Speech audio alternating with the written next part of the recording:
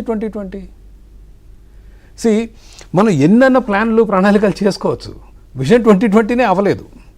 And another thing, ఈ vision 2020 document నేను చూస్తుంటే గమనించింది ఏంటంటే, హైదరాబాద్లో ఐటీ విప్లవం ఏదైతే వచ్చిందో దానికి చంద్రబాబు నాయుడు గారికి నేను పబ్లిక్ చాలాసార్లు మీటింగ్లలో కూడా ఆయనకి క్రెడిట్ ఇవ్వడం జరిగింది. ఆయన మూలంగానే ఈ ఐటీ విప్లవం వచ్చింది. ఈరోజు హైదరాబాద్లో 10 లక్షల మంది ఐటీ ఉద్యోగులు, లక్షల కోట్ల రూపాయల ఎగుమతులు, సంపద సృష్టి అన్నీ జరిగాయి. విజన్ 2020 డాక్యుమెంట్ 450 పేజీలు, దాంట్లో ఐటీకి కేటాయించింది 14 పేజీలు. ఆ 14 పేజీలు రాసే రాటికి మీకు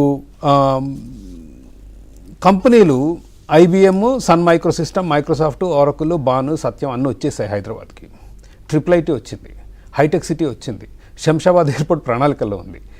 దాని తర్వాత విజన్ డాక్యుమెంట్ వచ్చింది. So what I'm saying is, అప్పటివరకు చేసిందే విజన్ డాక్యుమెంట్లోకి వచ్చింది. అది ఆయన క్రెడిటే, ఆయన credit I'm not taking back.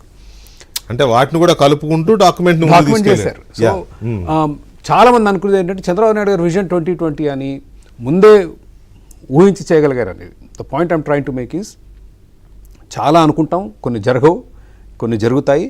ఈ 2047 డాక్యుమెంట్లో కూడా ఏవైతే ప్రొజెక్షన్స్ చేశారో, ఓకే, ఎవరికైనా దాదాపు కాదు అసాధ్యం కరెక్ట్గా భవిష్యత్తులో ఏం జరుగుతుంది అనేది.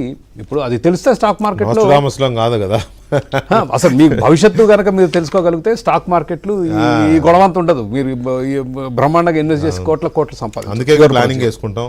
కానీ గత 15-20 సంవత్సరాల్లో జరిగిన అభివృద్ధి, ఇప్పుడున్న ప్రభుత్వ విధానాలు, వీటిని చూస్తే ఈ నెంబర్లు పబ్లిష్ చేయడం ఏదైతే ఉందో ఇది సరైన పద్ధతి కాదు. ఎందుకంటే చంద్రబాబు నాయుడు గారు will get in to trouble.